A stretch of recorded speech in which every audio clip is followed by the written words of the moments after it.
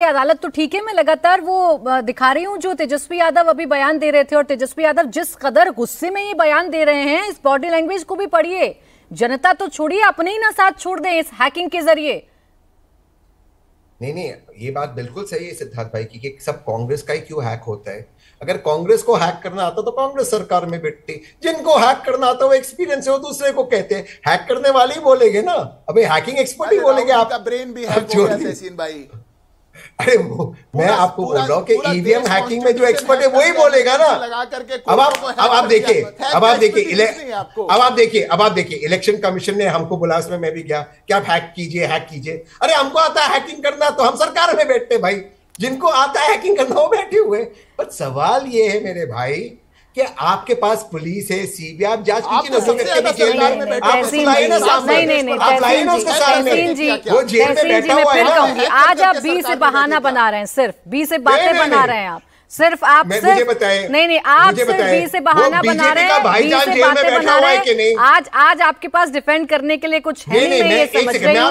और ये हैकिंग वाली बात मुझे तो तब समझाइएगा जब तेजस्वी यादव जी समझेंगे। वो तो गुस्सा है, वो गुस्सा है सर। साहब उनको समझा उन्होंने तो पत्रकारों की बात भी नहीं सुनी। उन्होंने कहा हैकिंग की बात की जाए, उन्होंने कहा नहीं गलत है ये जो हुआ है। वो जान रहे हैं कि आपने उनके लिए मुश्किल खड़ी कर दी है। क्यों अपनों के सामने गड्ढे खोद देते हैं तहसीन जी? नहीं, मैं आपको अभी एक चैलेंज देता हूं। आप सोचिए, जिस व्यक्ति ने जिस तरह के शब्दों का प्रयोग किया, जिसके हम सबने खंडन किए, उसको लाइए ना प्राची जी के शो पे, एक्सपोज कीजिए ना। क्यों बिहार की पुलिस क्यों नहीं कर रही उसको एक्सपोज? यही तो बता रहे हम। अच्छा नवल जी जवाब। ये बीफो बीजेपी लेकिन इतना तो पता चल गया, इतनी असहाय हो गई है कांग्रेस पार्टी के। उसका सिस्टम भी है कोरा, उसका ट्विटर हैंडल भी है कोरा, उसका सर जो मंच है वो भी हैक हो जा रहा है। इतनी असहाय हो गई, इतनी मासूम पार्टी है कांग्रेस। नवल जी जवाब दीजिए। कह रहे हैं साजिश आप लोगों की है ताकि आप भुना पाए। माहिर हैं आप, मास्टर हैं इस चीज में। देखिए, इनकी बातों को सुनकर केवल हंसा जा सकता है प्राची जी, और पूरा देश जान गया है कि इनका असली चरित्र क्या है।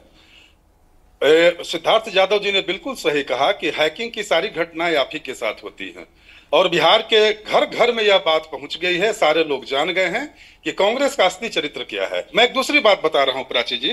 देखिए, अभी बिहार में तिलकुट प्रेम की चर्चा हो रही थी, राष्ट्रीय जनता दल के प्रवक्ता कर रहे थे।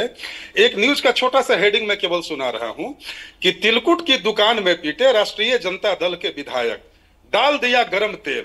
हुआ यह था कि अभी जो जहानाबाद के वर्तमान सांसद हैं, वो सांसद बनने के पहले राजद विधायक थे। वो गया में तिलकुट वालों से रंगदारी मांगने के लिए अपने आदमी भेजे थे, और बाद में खुद पहुंचे। नाराज होकर तिलकुट वालों ने खोलते हुए कड़ाही का पूरा तेल उनके सर पर डाल दिया, और उनका पूरा सर जल गया। ये तिलकुट प्रेमी लोग हैं, तिलकुट इनको ज्यादा भाता है, इसलिए मैं एक छोटी सी घटना का आपके सामने जिक्र कर रहा हूं। दूसरी बात यह कि जीएसटी को लेकर राष्ट्रीय जनता दल के नेता जो संजीदगी दिखा रहे हैं, लालू यादव जी जब सत्ता में थे तो लालू यादव जी से पूछा गया था कि लालू यादव जी अब बिहार का विकास क्यों नहीं कर रहे हैं? तो लालू जी ने जवाब दिया था कि अरे बुर्बक, विकास से कहीं वोट मिलता है? वोट मिलता है जातीय समीकरण से। मैं अपने जातीय समीकरण से नीतीश कुमार के विकास की हवा निकाल दूंगा।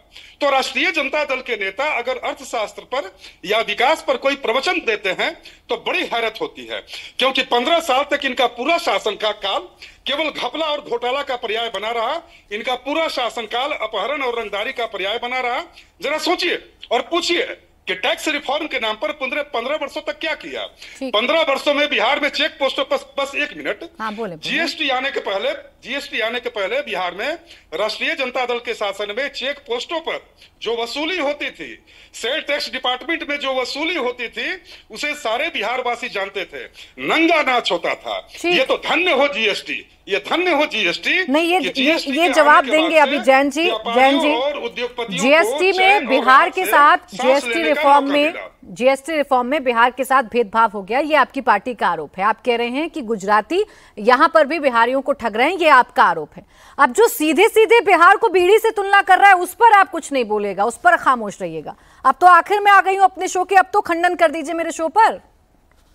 नहीं, मैं तो ये जीएसटी जो गृहस्थी सर्वनाश टैक्स के रूप में इस देश पर लदा हुआ था, ये विपक्ष की रचनात्मक भूमिका थी और लगातार प्रतिकार था कि आपको ये बदलाव करने के लिए विवश होना पड़ा। आप जहां तक बीड़ी की बात कर रही हैं, तो शुरू में ही इस बात को लेकर स्पष्ट कर दिया गया। जो हमारे सर्वमान्य नेता है, उन्होंने आप कह दिया मीडिया के सामने कि भाई ये ये ठीक नहीं है, हम इसको कतई ठीक नहीं मानते जो भी हुआ। लेकिन हम दूसरी बात आपसे कह रहे हैं जो नवल जी कह रहे हैं। हम तो ये कह रहे हैं कि 7 विश्वविद्यालय बिहार में देने का श्रेय हमारी सरकार को जाता है। केंद्र की में जब हमको मौका मिला तो 3 केंद्रीय विश्वविद्यालय और फिर 2 केंद्रीय विश्वविद्यालयों का परिसर बिहार में, कुल 5 केंद्रीय विश्वविद्यालय हमको जाता है। इस 11 वर्षों में कितना केंद्रीय विश्वविद्यालय खुला? और सरकार के मंत्री ने कहा, स्वास्थ्य मंत्री ने, सुन लीजिए, कि बिहार में 168 नए मेडिकल कॉलेज खोल दिए गए। हम भी डिबिया लेकर ढूंढ रहे, कहां है? कहा गया कि इस देश में हर हफ्ता में एक यूनिवर्सिटी खोला। अरे अब फिर आप बीच में आप बोल रहे हैं नवल जी, नहीं ये कौन सी रिवायत चला रहा है? दूसरा सुन लीजिए, नहीं दूंगा क्योंकि आपने अपना प्रवचन दे दिया है अपना। दूसरा, प्रेम कुमार, अरे भाई 168 अच्छा चले ठीक है, लेकिन